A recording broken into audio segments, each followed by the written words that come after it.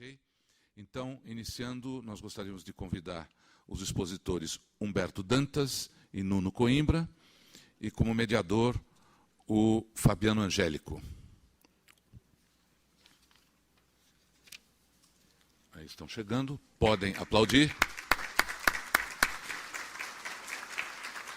Enquanto isso, eu vou ler o currículo.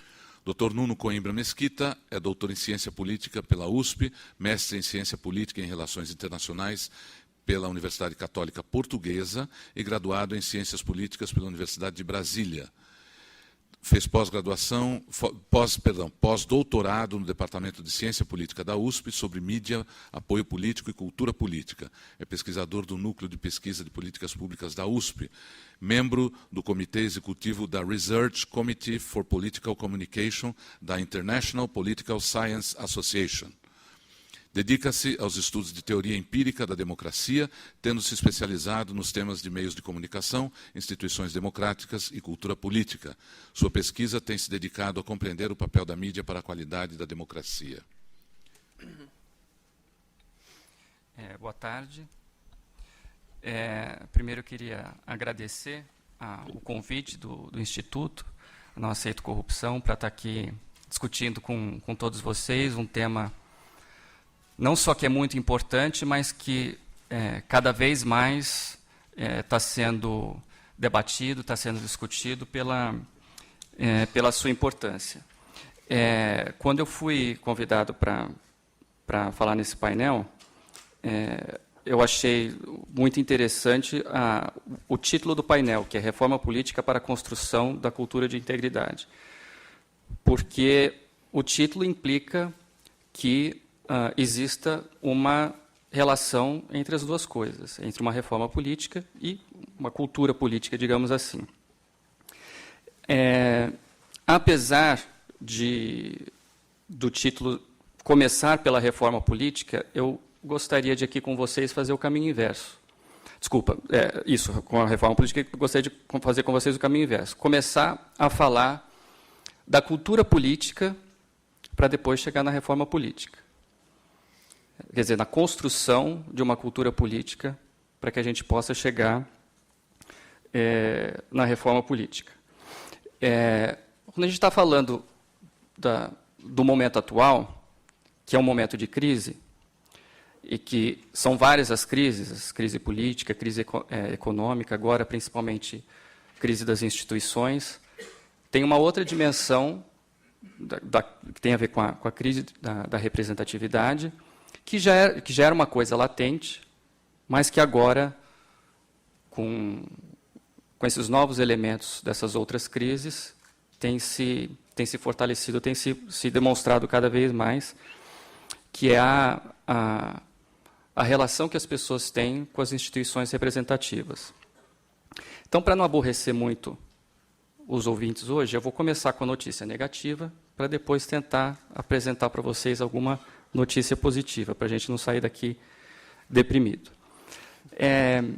Eu trabalho no NUPS, que é o Núcleo de Pesquisa de Políticas Públicas da USP, onde, entre vários temas que a gente pesquisa, principalmente temas ligados à democracia, à qualidade da democracia especificamente, a gente trabalha com pesquisas de opinião pública. Nós fizemos duas pesquisas, 2 surveys, um em 2006 e o outro mais recentemente, agora de 2014.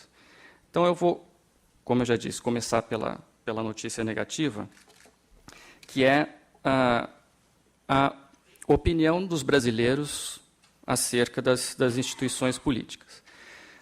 Então, a primeira notícia negativa é que as duas principais instituições representativas brasileiras, que é o Congresso Nacional e os partidos políticos, que em 2006 já contavam com uma desconfiança muito grande da população, em 2014 essa desconfiança aumentou. Então, por exemplo, aqui no Congresso Nacional, você pulou de 26 para 31, quem não tinha nenhuma confiança, e pouca confiança, aí caiu porque acabou passando para nenhuma confiança. E pior ainda, para os partidos políticos, que é a instituição principal responsável por fazer essa ligação da sociedade com o Estado, aumentou de 36% para 45%, não tem nenhuma confiança nas instituições.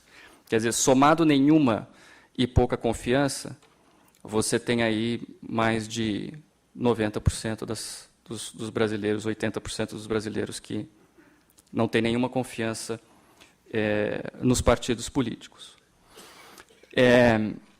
Sem querer fazer uma relação direta, mas é claro que o principal tema de discussão aqui hoje, que é a corrupção, e a corrupção, principalmente a maior discussão do problema da corrupção ultimamente, não dá para dizer que não tem nenhuma relação com a opinião que as pessoas têm das instituições públicas. Eu peguei aqui alguns outros dados. Esses aqui são de um outro instituto que chama o Latino Barômetro e que faz pesquisas anuais. Então, aqui a gente tem de vários anos, alguns anos aí estão faltando porque não tinham dados. Mas a pergunta era o seguinte: dos problemas do país, qual o problema maior que te aflige nesse momento? Então, aqui esse gráfico que a gente está vendo é a porcentagem de pessoas que indicou a corrupção como o principal problema do país. Então, a gente percebe que, na verdade, a preocupação das pessoas com a corrupção, ela não tem sido, digamos assim, uma crescente ao longo do tempo, desde a década de 90, pelo menos quando a gente tem dados. Ela é uma preocupação razoavelmente cíclica, ela tem altos e baixos. Então, a pergunta que a primeira pergunta que se vem à mente é o que poderia, quais são as possíveis explicações para esses momentos de alta? Quer dizer, o que faz as pessoas, em determinados momentos, se preocuparem mais com a corrupção? Porque a corrupção ela tem uma dimensão, digamos, direta com a população, né? A corrupção privada, aquela do suborno do guarda, vários casos que até a gente ouviu alguns exemplos nas falas da parte da manhã. Mas a grande corrupção, aquela corrupção governamental, ela é principalmente um fenômeno mediado. Então, as pessoas elas não têm um contato direto com a corrupção, com a grande corrupção, com a corrupção das empreiteiras. Elas sentem os efeitos, mas elas não têm um contato direto. Então, esse é um contato mediado. Então, principalmente pela imprensa, pelos meios de comunicação. Então, seria uma hipótese plausível a gente tentar ver se existe alguma correlação de mais notícias sobre corrupção em determinados anos com uma maior incidência de preocupação com o tema. Então, o que a gente fez lá no NUPES foi o seguinte: a gente pegou, como uma variável aproximada, a gente pegou o acervo todo do Estadão, que está digitalizado, a gente fez uma pesquisa numa palavra-chave, que era corrupção, e a gente tentou ver ao longo do tempo se isso batia mais ou menos com esse gráfico de maior ou menor preocupação com a corrupção.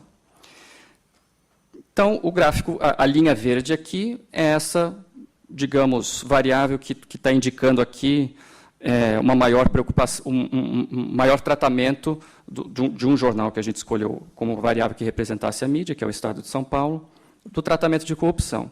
A gente vai ver que tem algumas coincidências nos anos em que há alta, tanto nas notícias sobre corrupção, quanto na percepção das pessoas sobre corrupção, como maior problema.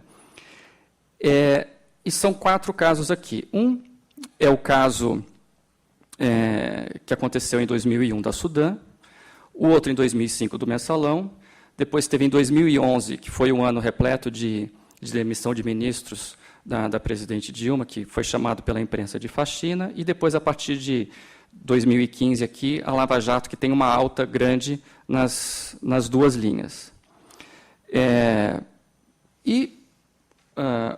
Tem um ano aqui que houve uma alta várias notícias sobre corrupção no Estadão, mas que esse ano não teve um pico de percepção da corrupção. E foi um ano que teve uma alta de percepção, uma alta nas notícias no Estadão sobre corrupção, que foi o ano que teve a denúncia do juiz Nicolau de Santos Neto, que desviou obras do TRT, E essa não coincidência nesse ano se explica porque a pesquisa foi feita antes desse escândalo estourar, então faria algum sentido. Depois tem outros 2 anos que você tem uma alta de percepção da corrupção, mas você não tem uma alta no número de notícias sobre corrupção. E esses 2 anos, o primeiro ano é em 96, e aí a hipótese para que teve alta dessa percepção da corrupção é que em 1996 morreu o PC Farias, para quem se lembra, foi o ex-tesoureiro do governo Collor, que esteve envolvido no escândalo do governo Collor, que foi poucos anos depois, a morte dele do impeachment do Collor. Então, a hipótese é que não teve uma alta nas notícias sobre corrupção, porque as notícias sobre a morte do PC Farias não tinham a ver com corrupção, então tinham a ver com as circunstâncias da morte, que foi uma morte muito violenta.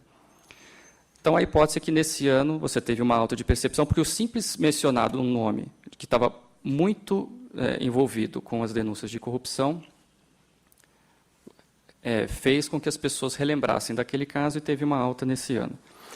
E depois você teve um outro ano, em 2007, que é quando o Supremo aceita a denúncia contra os réus do Mensalão. Então, aqui a hipótese é que, ainda que você não tenha tido uma alta nas notícias sobre corrupção nesse ano, o simples lembrar, digamos assim, do escândalo que havia acontecido 5 anos antes, desculpa,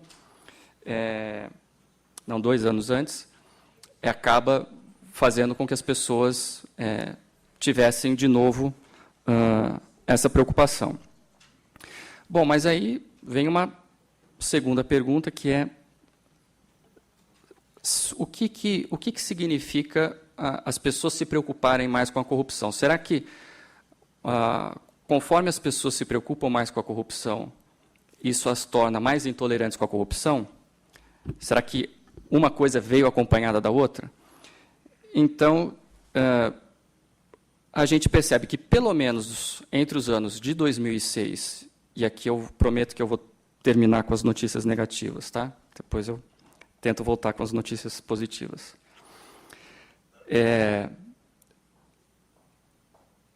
De 2006 para 2014, nas pesquisas que a gente fez lá na USP, a gente percebe que houve uma diminuição da intolerância à corrupção. Então, a gente tinha uma série de perguntas sobre... que deveria estar passando aqui, não está passando. Mas tinha uma série de perguntas sobre... que a gente chama da bateria de perguntas rouba mais faz. Então, perguntas... não importa se um candidato roube ou não importa que ele faça as coisas que a cidade precisa, ou alguma coisa assim. Então, tinha uma bateria de perguntas desse tipo. E, em todas essas perguntas, de 2006 para 2014, a intolerância a esse tipo de pergunta, que representa, digamos, a intolerância à corrupção, que era em torno de 3/4, 74%, 75%, dependendo da pergunta, de pessoas que não toleravam, não concordavam de jeito nenhum com essa frase, caiu para 2/3 a intolerância. Então, houve uma queda na intolerância com a corrupção, para cerca de 65%, 66%, 67% de pessoas que discordavam totalmente dessa frase. O que pode parecer um paradoxo, que conforme as pessoas se preocupam mais com a corrupção, elas também são mais tolerantes com a corrupção, mas, de certa maneira, faz sentido.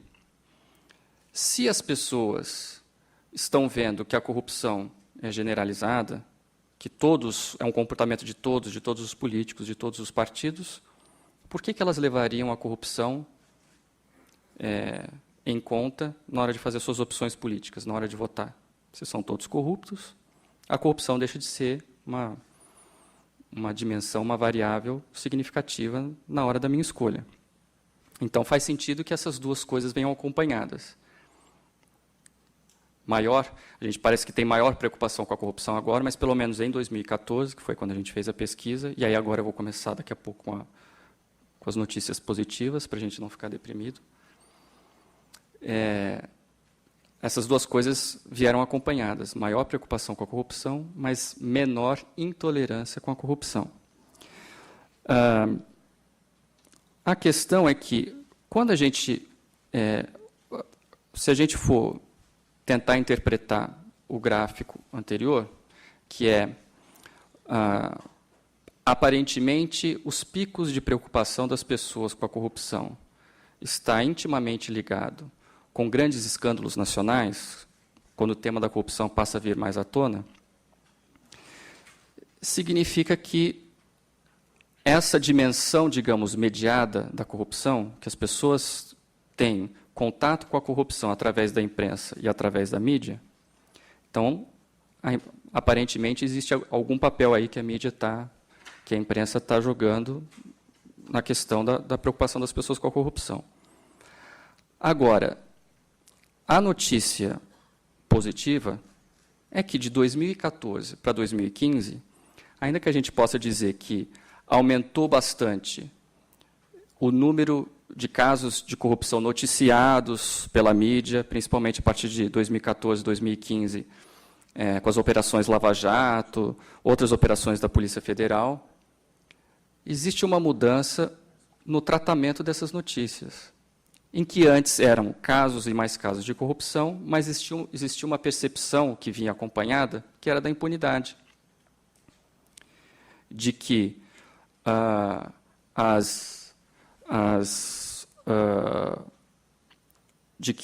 os corruptos, os agentes corruptos, os políticos corruptos, não eram punidos. Eles tinham carta branca para roubar, para praticar ilegalidades, e eles não eram punidos.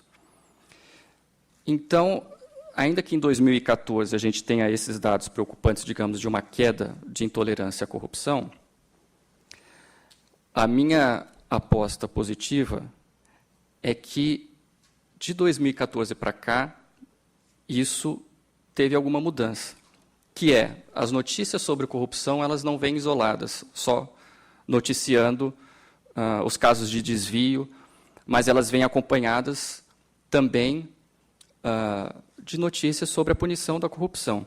Então, outros dados que a gente tem aqui, ainda de 2014, no último survey na última pesquisa de opinião pública, a gente fez a seguinte pergunta. Qual a avaliação que você faz das instituições de combate à corrupção? E tinha uma série lá de instituições de combate à corrupção. E a pergunta especificamente mencionava a corrupção na pergunta. E a gente percebe que as instituições de combate à corrupção, em geral, têm uma avaliação melhor do que as próprias instituições representativas. E se a gente for olhar aqui, esse gráfico, que vai da Polícia Federal, Ministério Público, Supremo Tribunal Federal, aqui eu isolei só as notas de 7 a 10, era para dar uma nota de 1 a 10, então aqui a porcentagem daqueles que avaliaram, deram nota máxima, digamos assim, uma média superior, de 7 a 10. É que as instituições que têm uma melhor avaliação, as instituições de combate à corrupção que têm melhor avaliação, são aquelas que têm maior independência. Quando você começa a entrar nas instituições que estão ligadas ao sistema representativo, que é o Tribunal de Contas da União, a Controladoria Geral da União, e principalmente as CPIs, que é o que as pessoas têm mais contato e conhecem mais, aí você tem uma queda na opinião, na avaliação das pessoas. Então, eu comecei com tudo isso para dizer o seguinte, se a gente quiser debater reforma política, e principalmente pensando aqui no tema do painel, que é cultura, para uma cultura de integridade, é necessário uma cultura política que queira punir, que queira reformar, que queira aprimorar as suas instituições representativas e de combate à corrupção e que possa pressionar o poder público. Então, se a gente for lembrar, porque você fazer uma reforma, não é fácil você conseguir uma unanimidade ou mesmo o apoio de mudanças de regras que beneficiam aqueles que já estão no poder. Então, se a gente lembrar quando foi votada a lei da ficha limpa, foi a pressão popular que conseguiu que a lei fosse aprovada, porque claramente não era uma lei que era de vontade do establishment político. Ela só passou, ela só foi votada porque houve uma pressão popular. Então, se a gente quiser uma reforma política, é necessário investir nessa cultura política para que as instituições sejam reformadas. Só que aí vem, digamos, o problema principal, que é, bom, vamos reformar, mas vamos reformar para o quê? Qual reforma política? Bom, então, eu não vou aqui dar respostas prontas, eu vou colocar só alguns elementos, digamos assim, para a gente pensar. Se a gente quiser fazer qualquer reforma, então, primeiro a gente precisa de um diagnóstico. Quais são aqueles elementos no nosso sistema político que, no tema da corrupção, são problemáticos ou que estão dando margem a maior corrupção do que deveriam? Então, a gente primeiro precisa saber o problema.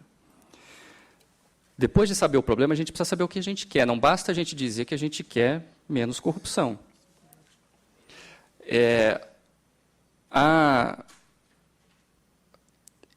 O sistema político, as instituições políticas são escolhas. Não existe um sistema político perfeito. Elas são escolhas que implicam escolhas de valores. Fazendo uma ligação com a palestra hoje de manhã do professor Clóvis, quando ele está mencionando vários valores, mas qual valor eu escolho? Depende. Isso é uma escolha política que a sociedade precisa fazer. Então, isso é uma coisa que a gente precisa discutir. E, a partir daí, ver quais as alternativas de mudança na legislação que a gente pode vislumbrar para conseguir aquilo que a gente quer. Chegando aqui no principal, que é a reforma política, eu vou precisar dar uma encurtada para a gente prosseguir o debate. Mas o meu objetivo era levantar mais essas questões para depois a gente seguir debatendo, que vai ter um debate a seguir. Bom, então, o que reformar? Bom, em relação à corrupção, eu vou ser parcimonioso e vou indicar dois problemas principais que a gente poderia começar. O problema principal do sistema político em relação à corrupção é o que se convencionou a chamar de presidencialismo de coalizão, em que você tem muitos partidos políticos, é um sistema extremamente fragmentado, e que, ultimamente, várias distorções do sistema acabaram fazendo com que você incentivasse a criação de novos partidos. E depois, para você fazer o governo, para você formar coalizões, quanto mais partidos você tem, mais você começa a ter margem para utilizar, digamos, moedas não legais. Porque como que um governo arruma a sua coalizão? Ele tem moedas de troca, ele tem ministérios, despesas ministeriais, emendas, tudo isso, digamos, republicano. Quer dizer, eu posso fazer uma coalizão com o partido X e ele tem um projeto para educação, então eu divido o poder com ele e ele vai avançar o projeto dele para a educação no Ministério da Educação. Isso hipoteticamente, teoricamente, idealmente. Agora, o problema é que, quando você começa a ter um número muito grande de partidos, principalmente quando você começa a ter uma coalizão com partidos ideologicamente muito heterogêneos, você começa a avançar no terreno das trocas não legais. Então, um dos principais problemas que eu acho que precisariam ser sanados, pelo menos em relação ao tema da corrupção, é você tentar diminuir o número de partidos. E o segundo problema é o sistema eleitoral, principalmente em relação ao financiamento de campanhas. Você tem campanhas muito caras e você tem também, dentro do sistema eleitoral, uma série de distorções que fazem com que essas campanhas sejam mais caras. Você tem uma lista aberta de candidatos em que os candidatos disputam uma eleição no estado inteiro, isso torna as campanhas mais caras. Então, quais são as alternativas? Então, o problema das alternativas é que, cada vez que você escolhe uma coisa, você está escolhendo em detrimento de outra. Então, não existem soluções prontas. Isso é uma escolha que a sociedade precisa fazer. Para diminuir o número de partidos, você pode, por exemplo, escolher criar cláusulas de barreira. Aí, depois, os partidos pequenos, chamados ideológicos, mas isso você está minando a representação, porque você tem uma parcela que passa a ter dificuldades de ser representado. Isso é uma escolha que precisa ser feita. O voto distrital, que ao invés de você ter uma lista aberta com vários candidatos concorrendo num estado inteiro, você divide o estado em pequenos distritos e aí você passa a ter pequenas eleições locais. Isso diminuiria indiretamente o número de partidos. Isso é bom? Depende. O voto distrital tem o mesmo problema de você ter menos representação de partidos que defendem causas minoritárias, causas ecológicas, direito das mulheres, que tendem a angariar votos mais dispersos e não numa região concentrada. Então, é uma escolha que precisa ser feita. E o fim das coligações proporcionais é, por exemplo, também uma outra opção, que, além de melhorar o número de partidos, também acaba com um problema de representação, que é o eleitor vota num partido X e esse voto acaba ajudando a eleger um candidato do partido Y, que, de repente, não é da preferência do eleitor. E no financiamento de campanhas, você também tem algumas opções. Você pode fechar a lista, então, em vez das pessoas votarem nos candidatos, eles só votam nos partidos. Isso você poderia tornar as campanhas mais baratas, mas, em compensação, o eleitor perde o poder de escolher o candidato.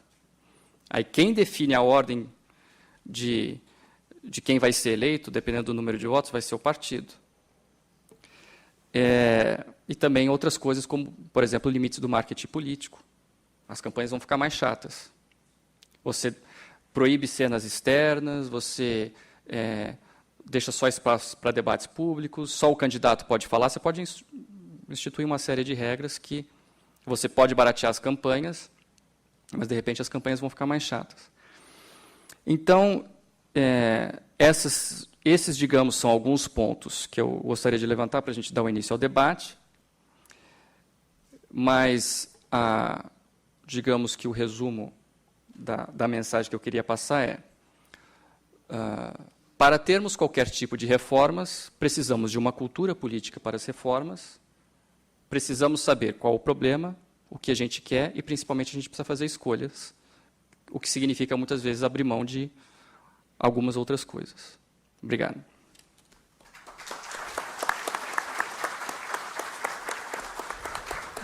Muito obrigado, Nuno. Bastante interessante. Depois eu claro, vou querer provocar aí com algumas perguntas, mas só um breve comentário. O Latino Barômetro, que o Nuno comentou, é uma pesquisa bastante interessante. Quem tiver interesse, gostar de fuçar em relatórios e pesquisa de opinião, é bacana. Em 2015, de fato, corrupção foi apontado como o maior problema pelos brasileiros e foi o único país da América Latina com esse tema. Em 2016, saiu há pouco tempo o Latino Barômetro e corrupção está empatado com saúde. São os dois temas que mais preocupam o brasileiro, mas, de novo, os outros países da América Latina, né, o Latino Barômetro é na América Latina, a preocupação com a corrupção é menor do que no Brasil. E a confiança nas instituições também é outro dado que o Nuno trouxe, que o Latino Barômetro confirma. E é interessantíssimo você olhar nos gráficos como é que o Brasil está lá no pé, assim, em nível de confiança nas instituições, até comparando com os nossos vizinhos. Obrigado, Nuno. Grandes exposições, grandes reflexões aí que ficam para a gente. Bom, eu queria antes... Claro, a gente vai abrir para todo mundo, mas eu queria antes fazer algumas reflexões e algumas provocações aqui para os meus colegas. Até porque é muito comum da gente perguntar, as pessoas às vezes ficam tímidas, né? Alguém tem alguma pergunta? O pessoal fica tímido, depois quando o assunto começa a esquentar, aí alguém quer falar, então vou começar por aqui. Bom, primeiro, queria comentar a apresentação do Nuno. Eu acho que é muito interessante os dados que ele traz e corrobora um pouco uma hipótese que eu tenho, uma percepção que eu tenho, a partir de duas coisas. Primeiro, a questão que as pessoas têm uma boa leitura do cenário, diferentemente do que...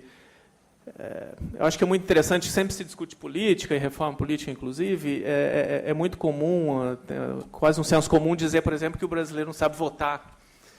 Eu tenho um pouco de dúvidas com relação a esse tipo de frase, sabe? Eu acho que eu tenho a impressão que o brasileiro está... As pessoas notam, tem uma leitura aproximadamente correta do cenário. E isso explica, por exemplo, a questão dos órgãos de controle terem uma mais popularidade, né, do que os órgãos, enfim, né, do que as instituições da democracia representativa, né? O que me leva a uma outra frase também que virou chavão nos últimos tempos, né? As instituições estão funcionando, né? Não estão, enfim. Hoje eu estava lendo agora há pouco aqui o jornalista Clóvis Rossi na Folha de São Paulo. Assim, eu até imaginei ele escrevendo que ele devia estar completamente irritado, que ele colocou frases fortíssimas, as instituições estão em frangalhos.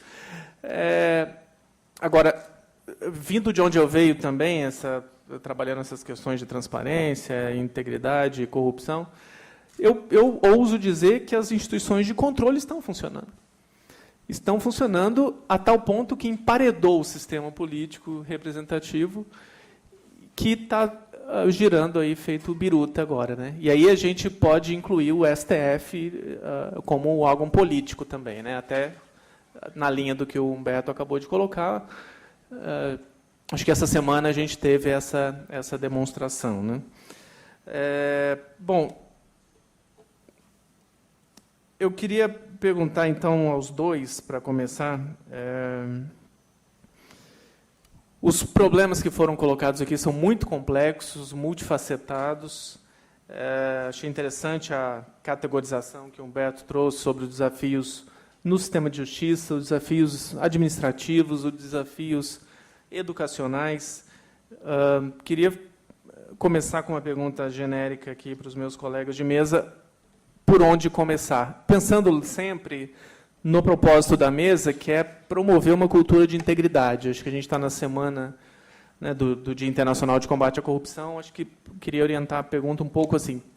Se a gente, digamos que a nossa intenção, a questão das escolhas, né, que a gente falou tanto aqui, que o Nuno trouxe, é sempre uma escolha. Digamos que a gente vai escolher, até refletindo no Latino Barômetro, né, que a preocupação maior do brasileiro é a corrupção. A gente escolhe que a reforma vai ser orientada para construir integridade. Por onde começar dessas categorias? Qual que é o mais urgente? O que precisa ser atacado primeiro? Bom, primeiro, acho que o que eu coloquei no início, a principal coisa é seguir a orientação da aluna, da menina de 17 anos, que é mas reformar... Qual é o problema? Reformar o quê? Não existe... o que o Humberto falou, não existe reforma que se possa fazer se a gente não consegue apontar aquelas deficiências para depois saber quais são as alternativas para atacar essas deficiências. Então, eu acho que precisa de um diagnóstico preciso, e eu acho que eu vou na mesma linha do Humberto, que é a gente vem de uma cultura de puxadinhos, né? Como o Humberto falou, a gente não tem estabilidade das regras, cada vez faz uns puxadinhos, e eles acho que nunca funcionam, porque eles não são pensados realmente sistemicamente. Então, eu não acho que a gente tenha que fazer uma reforma, começar um sistema do zero, porque todos os sistemas, não existe sistema perfeito, todos os sistemas têm os seus problemas. Então, é diagnosticar quais aquelas distorções do nosso sistema e como que a gente lida com elas. Então, por exemplo, porque senão a gente toma uma medida que, em tese, é positiva, e acaba sendo negativa. Usando um exemplo, estava falando do ativismo do judiciário.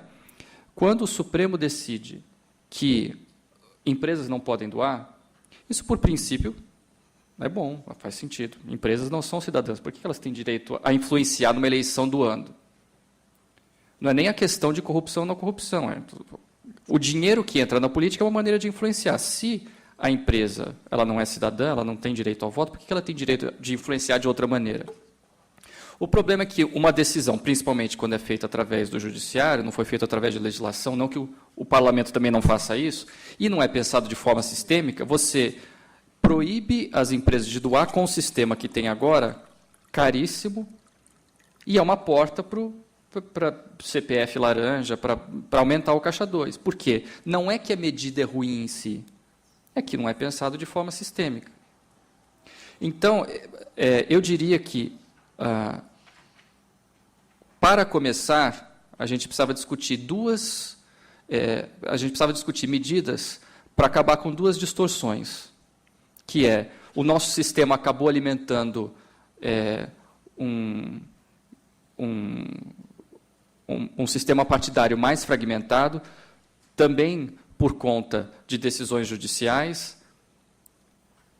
Quer dizer, na medida em que existe uma pergunta ao Supremo, que é: o mandato pertence ao partido ou pertence ao parlamentar? De novo, bom, faz sentido, pertence ao partido, porque, afinal de contas, a maneira como você vota, o voto ajuda a eleger outros candidatos, mas não é pensado de forma sistêmica. Se deixou uma brecha na legislação, bom, então o caminho é você criar novos partidos para você poder migrar. Quer dizer, esse tipo de distorção, não é que é ruim você ter muitos partidos, mas é que o sistema tem distorções que acabam ampliando ainda mais o número de partidos. Então, eu começaria com medidas para acabar com as distorções do número de partidos, sem mudanças drásticas no sistema. Acho que a proposta de fim de coligações proporcionais, para começar, seria imprescindível. E uma maneira mais racional para você lidar com o financiamento com dinheiro das campanhas. Que não fosse dinheiro público, que nem tem a ver diretamente com financiamento público, não tem nem diretamente a ver com corrupção, tem a ver com a influência do poder econômico sobre a política. Então, teoricamente, o sistema público poderia lidar com isso, mas, de novo, se você não pensar sistemicamente em relação a isso, você... Então, eu diria, por onde começar é número de partidos e barateamento de campanhas. Se a gente conseguisse fazer essas duas coisas, eu acho que já... Porque o número de partidos tem a vantagem não só de baratear as campanhas, diminuir incentivos para a corrupção, mas você melhoraria a formação de coalizões, que também é problemático do ponto de vista da governabilidade. Então, eu começaria por esses dois pontos.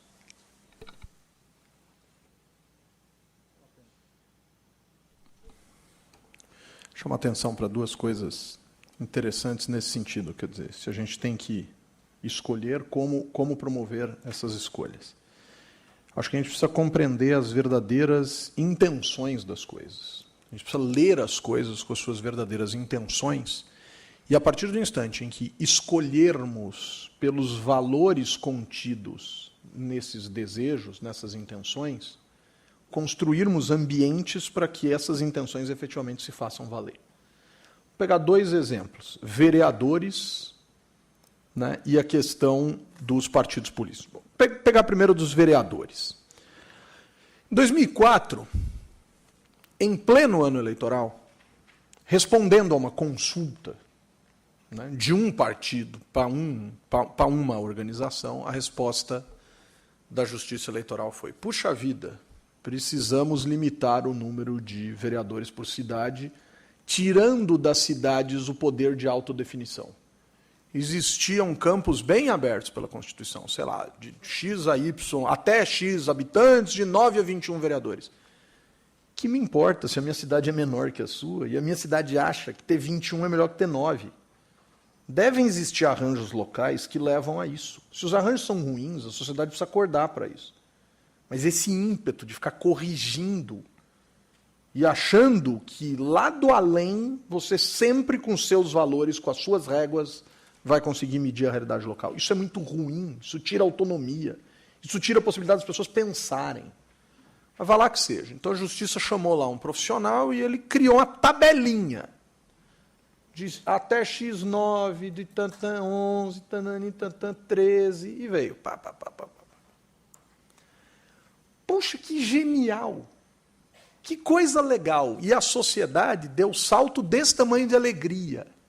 Um monte de gente falando, mandaram os vagabundos embora para casa, etc. Não, pera um pouco. Se na sua democracia representação de menos é mais, alguma doença tu tem, cara. A democracia está doente. Se eu restringo a representação e comemoro, alguma doença existe. Com um detalhe. A justiça lenhou, para usar termos vulgares, né, mais educados, elegantes. Elegante não, mas educado. Cerca de 7.000 vagas de vereador em 2004. Do além. Alguns vereadores foram para Brasília, tacaram fogo na bandeira nacional, jogaram coisa lá na Justiça, que não tinha nada a ver com isso. Tadinha. Quase derrubaram a estátua. Fizeram lá um quiprocó desgraçado. Menos 7.000 vereadores. E a sociedade achando o máximo. Por que a sociedade achou o máximo? Porque vereador ganha muito. Aonde está escrito na decisão da Justiça que ela mudou o percentual de recursos orçamentários destinados ao Poder Legislativo? Em nenhuma linha. Portanto, menos vereadores para alegrar a galera, mas o mesmo dinheiro indo para o Legislativo. Na minha casa, quando eu estou com a minha esposa e nós pedimos uma pizza, cada um pode comer até 4 pedaços se a pizza for dividida de maneira fraterna. Quando minha mãe e meu pai estão lá, cada um come 2. A pizza não muda de tamanho, velho. Se eu pedir a mesma pizza, obviamente. Portanto, a pizza continuou do mesmo tamanho e menos gente comeu. Serviu para quê? Eu nunca recebi, a partir de 2005, tanto convite para inauguração de prédio novo de Câmara Municipal na minha vida.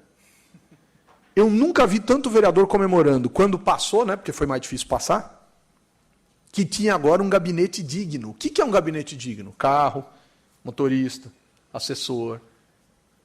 Para fazer a função legislativa, na imensa maioria das vezes, para fazer a microfunção executiva, quirerística e benevolente da grande maioria dos gabinetes. E algumas câmaras se vangloriando que devolveu o dinheiro ou para o executivo, né? Ou seja, a justiça, sem visão alguma da interpretação que fez, deu mais benefício para o gabinete, que nada mais é, em muitos casos, obviamente não em todos, gabinetes, comitês eleitorais perenes. Segundo caso, a justiça foi lá e limou a possibilidade da empresa doar para a campanha. Eu acho que esse é um debate extremamente complexo. Mas limou. Não foi uma nova legislação acerca de doação eleitoral. Foi uma interpretação que anulou, apagou uma parte do que existia em termos de possibilidade, mas não se mexeu 1 centímetro na possibilidade de as pessoas físicas doarem 10% do que faturaram no ano anterior para campanhas eleitorais. Só muda a fonte do telefonema. Eu paro de ligar para a empresa para ligar para o empresário. Claro que existe uma série de problemas, claro que a gente viu uma redução aguda de dinheiro nessas campanhas, e para muitos isso foi ótimo, e eu acho que o debate está aí, é importante, etc, etc, etc. Mas ainda há um desequilíbrio agudo em relação às possibilidades das pessoas participarem como financiadoras das campanhas. Para além disso, o autofinanciamento foi um negócio assombroso. Tem um município da Grande São Paulo aqui, Barueri. O autofinanciamento, que foi superior à casa de 90%, mas o que se arrecadou pelo primeiro colocado é 40 vezes maior do que toda a soma dos seus adversários. O candidato a prefeito eleito em Barueri arrecadou 40 vezes mais do que os seus adversários e autofinanciou cerca de 90% da sua campanha com valores superiores a R$1 milhão. Vamos da série, vamos combinar que alguma coisa continua desequilibrada. Portanto, como disse o Nuno, esses puxadinhos, essa vontade de acertar sem fazer conta, ou dentro de determinadas possibilidades que dão cara de arranjinho, precisa mudar. Só que para isso mudar, a gente precisa de um avanço cultural gigantesco. Porque as pessoas parecem que quando têm poder se julgam super-heróis em relação às coisas. Nós precisamos discutir os limites disso. E eu tenho para mim que fortalecer partido e fortalecer parlamento são duas questões centrais para se discutir democracia no Brasil. Ótimo. Muito bom debate. Queria abrir aí para o pessoal, se alguém tiver alguma colocação. Acho que tem microfones aí, certo? Aqui. Temos aqui.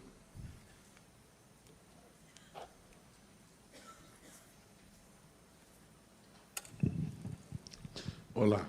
Essa questão da cláusula de barreira, que é um tema que vem se discutindo bastante, por outro lado, você tem partidos pequenos, que são partidos que têm a sua ideologia e que, se você for rigoroso demais com a barreira, você pode eliminá-los dentro do espectro político e acabar gerando um dano, né?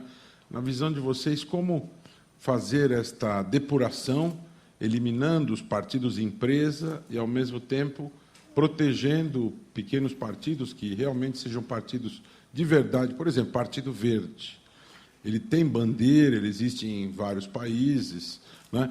Como encontrar o ponto de equilíbrio para fazer a depuração, enxugar o número de partidos e, ao mesmo tempo, também preservar os partidos, ainda que com pouca representatividade, mas que sejam verdadeiramente partidos que tenham essência ideológica, que tenham princípios? Como que se poderia encontrar um ponto de coexistência entre essas ideias? Será que dá para encontrar esse caminho?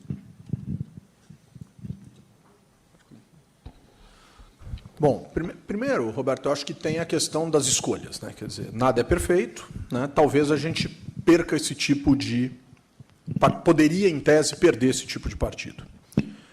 Segundo ponto que eu acho importante. Nessa reforma da necessidade dos 10% do quociente eleitoral para eleger, que foi feita agora, recentemente, valeu, e eu mostrei aqui que ela é completamente inócua, na minha opinião, você já começou, nessa alteração, a minar justamente esses partidos. Na minha opinião, mirou-se no que viu e acertou-se no que não viu. Na verdade, disse-se que queria se derrubar algo para, na verdade, derrubar outro algo. A necessidade de se ter 10% nominalmente do quociente eleitoral é um crime absurdo com partidos que acumulam quantidade expressiva de voto de legenda. Essa lei mata o voto de legenda. E o voto de legenda é uma manifestação legítima do eleitor, sobretudo quando dado de forma consciente, obviamente, de apoiamento a um partido a despeito da ordem da lista que o partido estabelece. Então, essa lei, de uma certa forma, já enfraqueceu, já minou essa sua observação associada à fortaleza do partido político enquanto organização. E eu acho que isso é muito ruim, né? Porque nós enfraquecemos, nós obrigamos que nominalmente alguém tenha alguma coisa e tiramos o caráter organizacional disso. Essa é a principal característica do sistema proporcional de lista aberta, onde eu acho que a coligação tem que acabar. Porque distorce demais eu votar na legenda do partido A e eleger o candidato do partido D numa coligação de absoluta conveniência partidária, que precisaria, de uma certa maneira, deixar de existir. Qual que é a origem, qual que é a lógica do sistema proporcional de lista aberta? E aí é que vem o grande problema, porque a crítica das pessoas é antilógica em relação ao funcionamento desse sistema. As pessoas dizem assim, quando eu olho para a Câmara dos Deputados, quando eu olho para a Assembleia Legislativa e quando eu olho para a Câmara Municipal, eu não vejo lá representado o meu deputado ou a minha deputada. Sim, querido, você não precisa ver. Essa mania de ter que ter a imagem, essa mania de ter que ter a figura para dizer que você está representado, ela é a antítese desse sistema. Por este sistema, você precisa olhar para dentro do parlamento e encontrar o seu partido político, que você quis que estivesse representado pela figura de um alguém, mas não necessariamente que esse alguém fosse aquele que precisaria estar lá dentro. Aí você vai rir. Óbvio que todo mundo aqui tem direito de rir dessa minha argumentação e dizer, mas os membros dos partidos são tão bizarramente diferentes entre eles, que é óbvio que faz toda a diferença do mundo se eu votar no indivíduo X com a característica Y. Por exemplo, o Partido Verde lança um candidato à presidência da República falando em aborto, favorável à questão do aborto, que é um baita debate. E um deputado federal eleito por São Paulo do Partido Verde é o presidente de uma comissão lançada ontem, eleito pela Igreja Católica, e não há nenhum demérito nisso, nem mérito, é um país democrático, que é frontalmente contra o aborto. Como é que você se candidata a deputado federal por um partido que defende o aborto na eleição presidencial e é frontalmente contra o aborto? É óbvio que vai distorcer. Mas é óbvio por quê? Porque os partidos políticos não se preocupam em consolidar na mensagem dos seus indivíduos para a sociedade princípios e valores elementares às suas bandeiras. E é isso que distorce tudo. Para terminar a minha resposta e ser mais assertivo, rapidamente.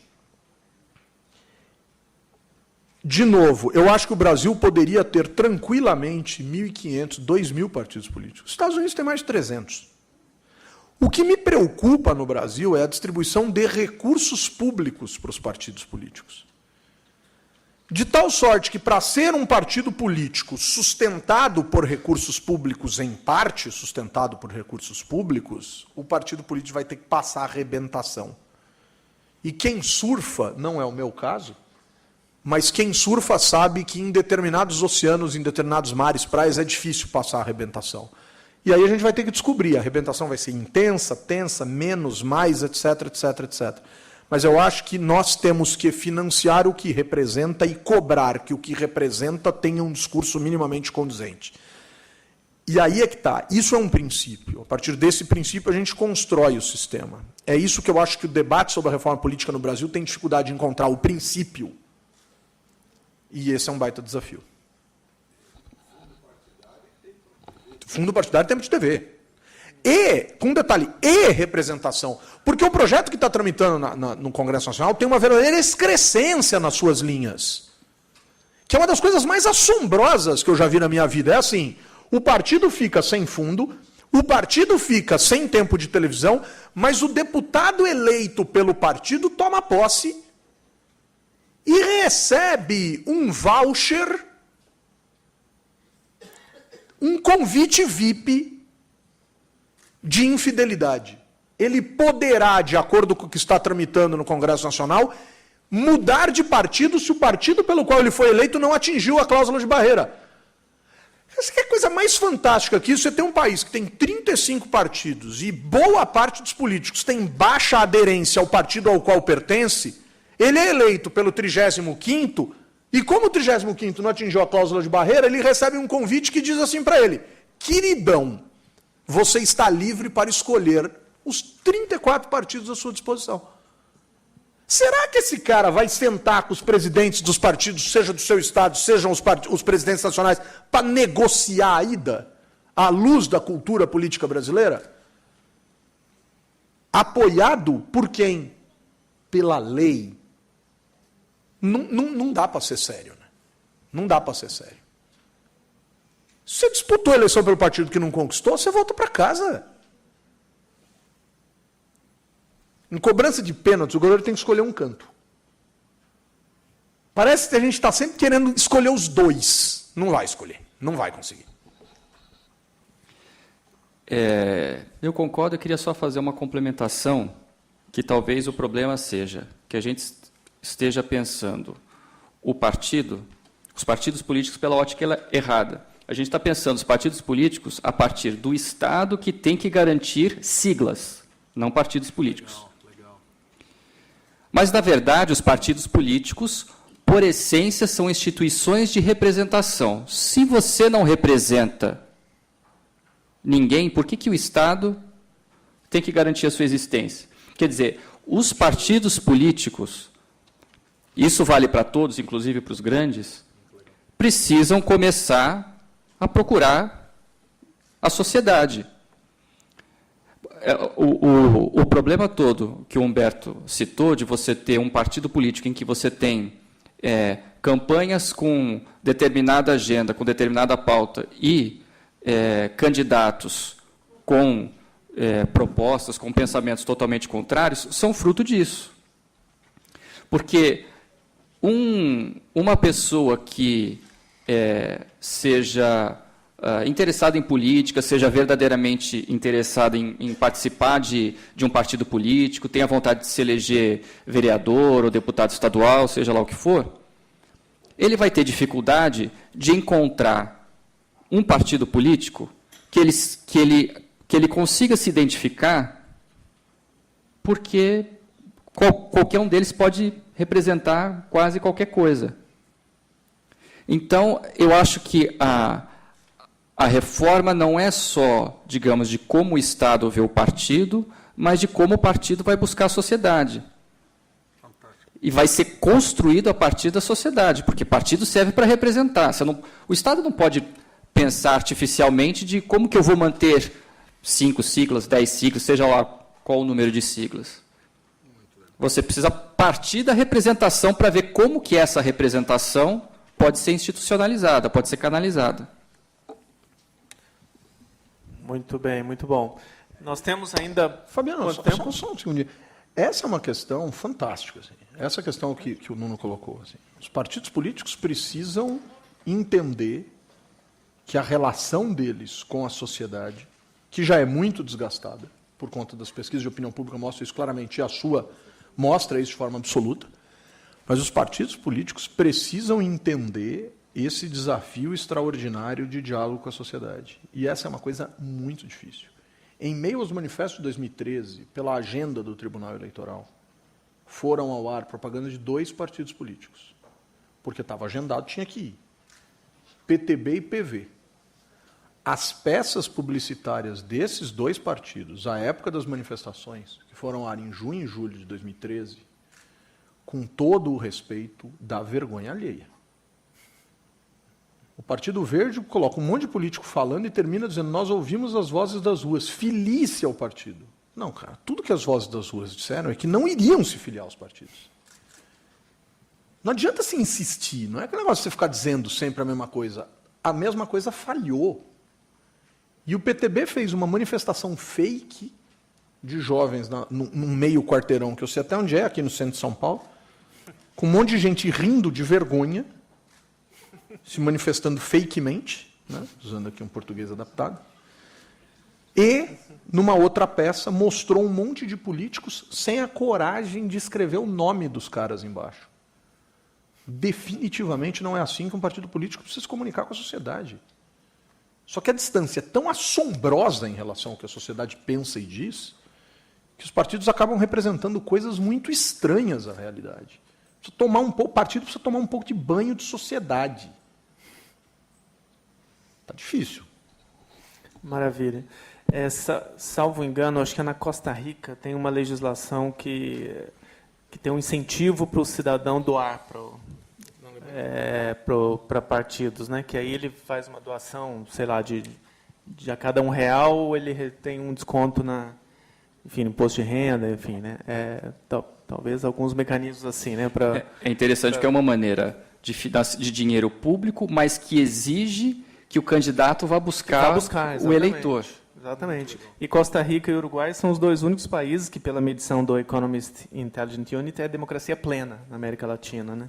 Talvez tenha algum sentido aí. A Alemanha tem um imposto pequeno, pedacinho do imposto que o cidadão escolhe se vai para o Estado, para o poder público, né? Para a igreja ou para o partido. Entra numa igreja e tem mural de prestação de contas enorme, todo o demonstrativo contábil da igreja. Claro que a gente poderia levar adiante a nossa discussão e começar a perguntar como que sindicatos, igrejas, Sistema S prestam contas no país. Eu acho que esse debate não precisa se restringir ao partido. Qualquer coisa nesse país que receba centavo de dinheiro público tem que prestar contas de uma maneira um pouco mais decente do que tem prestado. Eu acho que esse é outro debate, mas serve para a gente pensar. Porque vamos combinar que é de um semblante turvo para deixar qualquer um encantado ao avesso. Né? Desencantado, talvez seja a palavra. Alguma pergunta? Se alguém não tiver, eu vou aproveitar e vou fazer uma perguntinha aqui. Aqui. Onde? Ah, achei. Duas questões me chamam a atenção. E nessas eleições deste ano, nós pudemos identificar com mais clareza. A questão da negação da política. Em São Paulo, acho que foi um pouco exemplar isso. O sucesso de alguns candidatos, inclusive do prefeito, foi exatamente se apresentar como não político. E eu tenho a impressão de que isso faz um mal danado para a democracia, quando as pessoas estão exercendo atividade política e negando-a.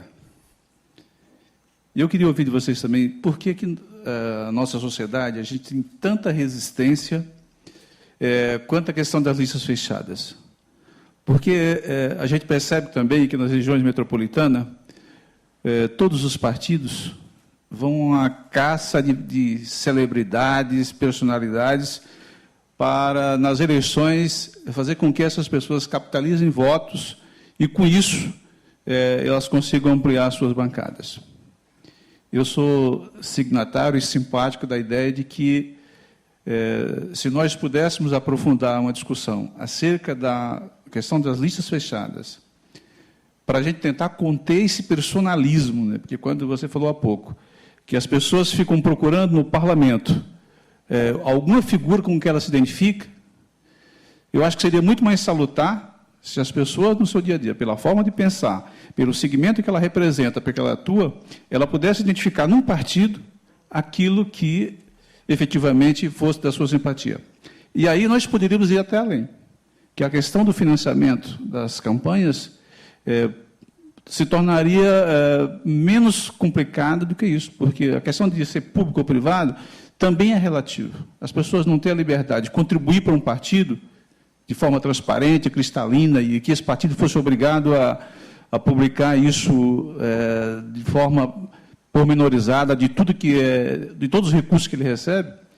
Eu acho que a gente poderia prestar um grande serviço à democracia quando a gente fortalece os partidos, obriga-os a seguir o seu programa partidário e a gente não passasse por essas cenas oportunistas que a gente registra hoje, que, dependendo da situação, o partido se apresenta lá querendo pegar carona no movimento social absolutamente despolitizado e até, eu diria, perigoso, porque as manifestações de 2013 e as mais recentes têm demonstrado que são grupelhos que se aglomeram por alguma razão, mas que não têm nenhum comprometimento ideológico, não têm comprometimento com nenhum programa e, acima de tudo, se apresentam como não políticos.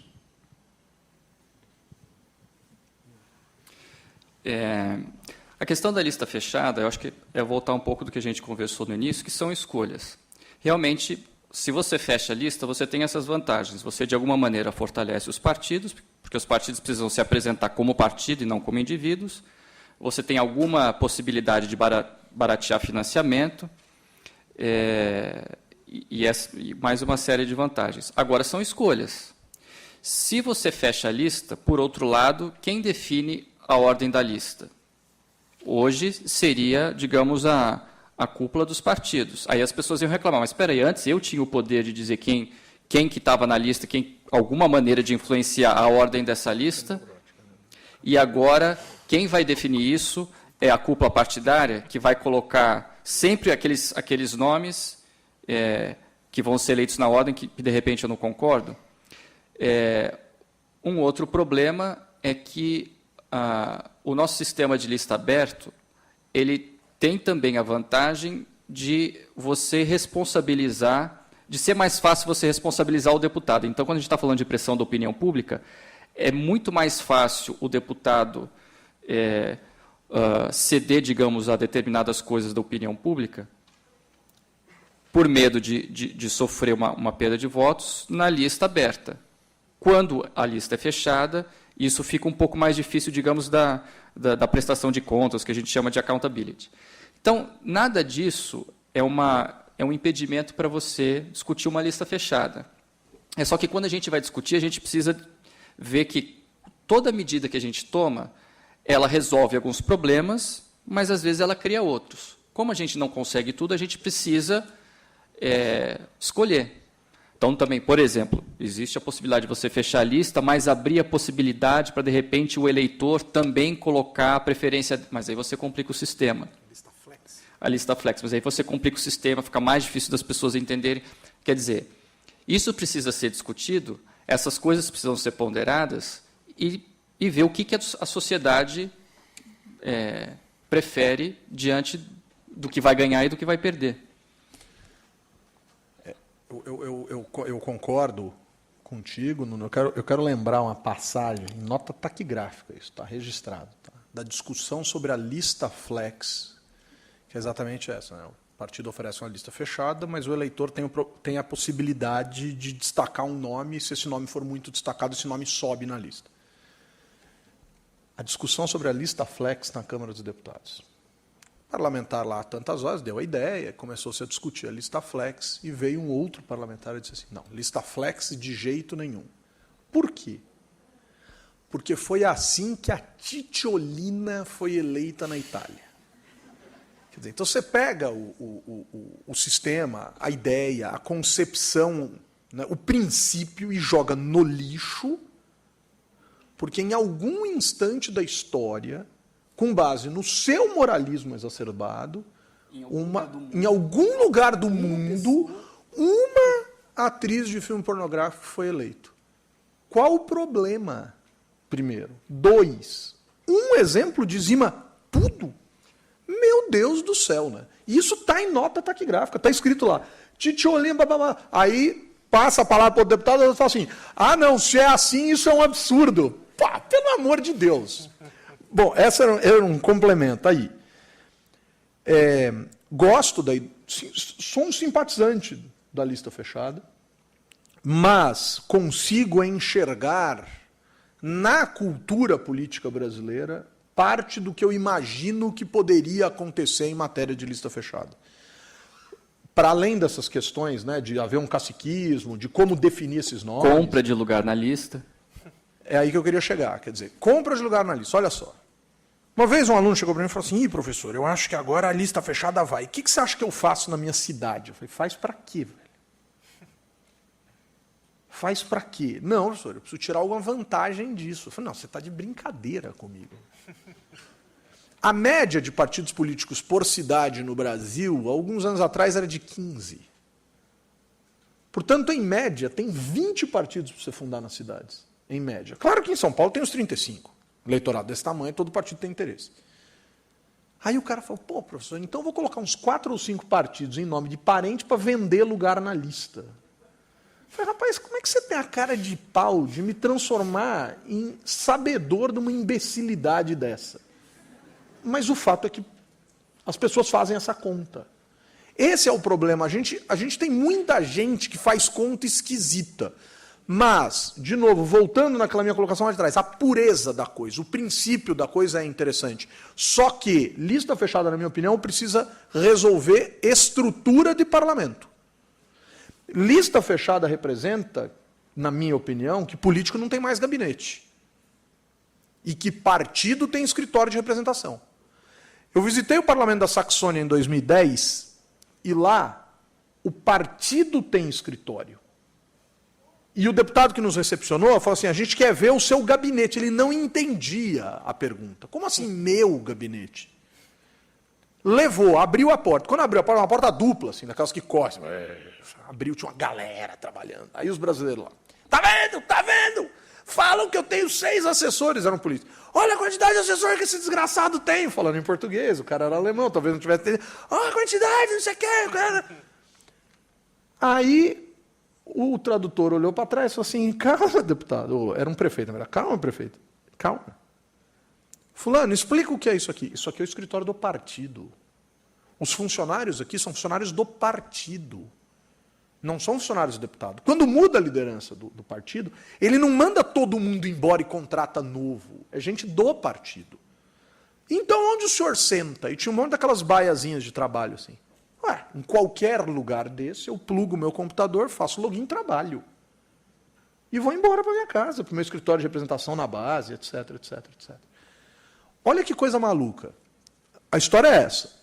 Olha o segundo capítulo dessa história, que coisa interessante. Recebemos 2 alunos de administração pública da Alemanha aqui e levei à Assembleia Legislativa de São Paulo. E virei para os dois e falei assim, vou levar vocês no gabinete de um deputado que é muito meu amigo. E entrei. Quando eu entrei no gabinete, como eu estava falando em português, eles falavam português bem mais ou menos, eles não entenderam muito bem o vou levar no gabinete de um deputado. E entraram. Quando entraram, tinha um monte de gente trabalhando. Eles não tiveram a menor sombra de dúvidas. Foram as pessoas que estavam trabalhando e começaram. Bom dia, deputado. Bom dia, deputada. Bom dia, deputado. E o deputado chegou. Quando o deputado olhou, falou assim, por que você está chamando todo mundo de deputado? Ué, mas não são deputados do partido que ocupa este gabinete? O menino perguntou. Não, são meus funcionários do meu gabinete de deputado. Uns 40 minutos para os moleques entenderem. Seria legal. Acho que tem mais uma questão ali.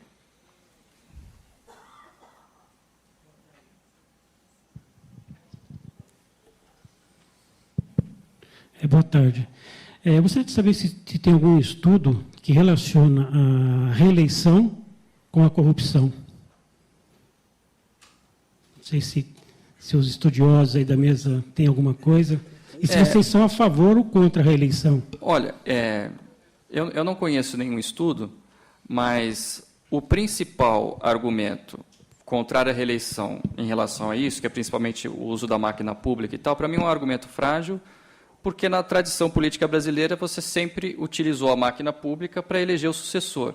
Quer dizer, não é porque o próprio candidato não vai se reeleger que ele não vai ter as mesmas práticas ou de corrupção ou de governar de maneira irresponsável no curto prazo para eleger o sucessor. Então especificamente eu não conheço esse tipo de estudo. Eu acho que discutir reeleição deveria ser não com princípio em corrupção, esse tipo de coisa, mas deveria ser com princípios se queremos mais renovação democrática, menos renovação democrática, e aí a gente limita os mandatos com relação a esse tipo de princípio, porque acho que em relação à utilização de máquina pública, eu acho que não é um impedimento. Ter ou não ter, você continua com essa janela aberta. Também não conheço um estudo que faça essa correlação de forma tão direta. Acho que o nosso modelo de reeleição... Primeiro, eu acho que existe um vício de origem, de quando ele foi criado. Eu acho que ele nunca poderia ter sido criado permitindo que quem estivesse no poder se reelegesse já na eleição seguinte. Eu acho que esse é um problema sério, que, inclusive, o presidente da República, à época, reconhece, declara publicamente isso, de forma discreta, mas declara, diz, olha, sei que foi um problema, tal, não sei o quê. Acho que tem um segundo problema aí, que é a forma como a gente questiona a atitude dos indivíduos. Então, assim, acho que a gente precisava criar algumas prerrogativas extraordinárias em relação a essa situação. É necessário que esse indivíduo se afaste do poder. Eu acho que é necessário. Assim, mas é uma opinião também, que envolve escolhas. Quer dizer, você vai ser candidato à reeleição, saia, desincompatibiliza, vai disputar a eleição. Claro que vai continuar tendo acesso, claro que vai continuar com os amigos, claro que vai continuar tudo. Mas seria razoável que saísse. Principalmente porque uma pergunta feita ao Tribunal Superior Eleitoral, à época das eleições 2014 ou 2010, dizia assim, bom, o sujeito em horário de expediente está fazendo campanha. Aí a resposta é, não tem problema se depois se ele repuser o horário. Não, espera um pouco. a condição é completamente diferente. 1 hora aqui não vale a mesma coisa que 1 hora depois da eleição. E isso serve para qualquer partido, para qualquer cargo, para qualquer lugar. Então, tem esse problema. O problema maior, no entanto, na minha visão, está dentro do parlamento. Reeleição ilimitada de parlamentar, na minha opinião, é um problema sério. E travar o parlamento em mês eleitoral, em meses eleitorais, é mais sério ainda. Eu acho que o peso do nosso caráter, da nossa cultura, nesse tema da reeleição é tão intenso e tão forte que eu acho que não tem lei que delimite o absurdo. Assim. E isso é muito complicado, muito complicado. Agora, a gente adora personificar. Né? Será que um governo pós-Fernando Henrique do PSDB não seria tão bom quanto o Fernando Henrique? Um governo pós-Lula do PT, imediatamente, um mandato depois, não seria tão bom? Depois da Dilma, enfim, não sei.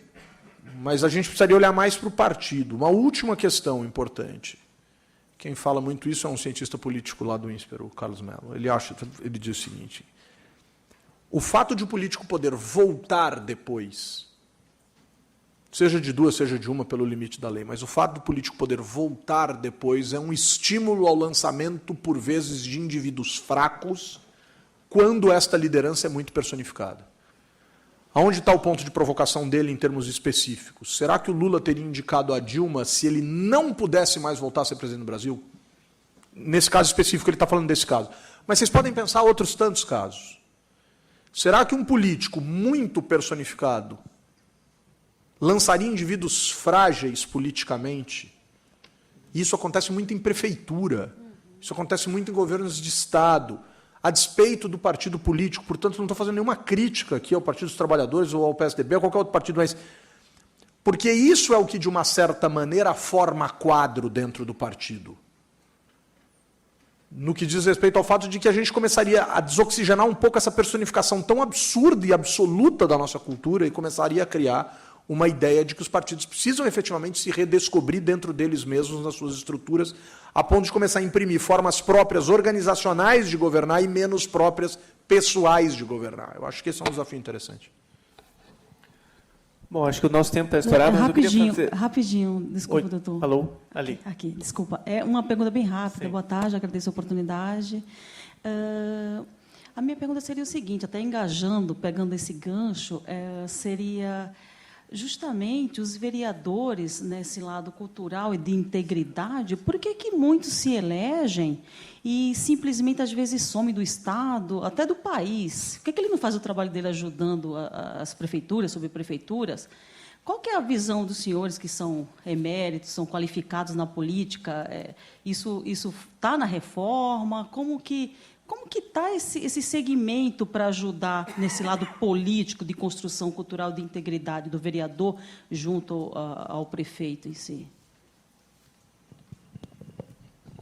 Particularmente em termos de propostas de reforma que, de alguma maneira, obriguem, imponham ou indiquem que o vereador tenha algum papel imediatamente após a eleição em termos de montagem de governo ou de contribuição tal, eu em termos de reforma, eu não conheço. Mas eu acho que indivíduos eleitos que imediatamente após as eleições não se envolvem na vida dos seus partidos, sobretudo nos casos vitoriosos ou no caso dos partidos que optaram por contribuir com a formação do governo, mostram efetivamente um certo desprendimento, né? Que pode ser tanto do próprio indivíduo quanto dos demais em relação à presença dele. Né? Uma coisa é eu não vou à sua festa, outra coisa é eu não fui convidado para a sua festa. Eu acho que esses dois elementos são elementos importantes de serem discutidos. Quer dizer, eu acho que se nós tivéssemos um nível mais razoável de qualidade do nosso quadro político, talvez estes indivíduos fossem absolutamente estratégicos para a formação de uma série de situações como a senhora está colocando, né? Quer dizer, de trazer efetivamente esses indivíduos para dentro, de participar da construção do governo, de pensar governos futuros, etc. Um outro problema é, por vezes, quando isso acontece, quando esses indivíduos se envolvem, a gente precisa avaliar, ou analisar, ou pensar, ou criticar, talvez criticar seja a melhor palavra do ponto de vista de debater, a função desses indivíduos. Porque eu quero saber se eu estou indo as reuniões de formação do governo do Fabiano para efetivamente contribuir com alguma coisa em termos de construção de governo ou para garantir os melhores pedaços de bolo e brigadeiro para minha cestinha, né?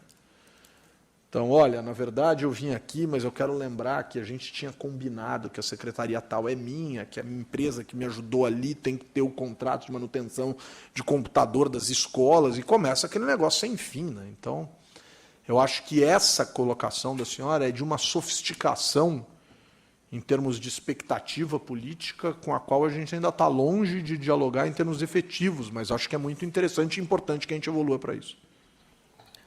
Bom, muito obrigado aí aos meus colegas de mesa, a quem participou e à organização. Foi um excelente debate.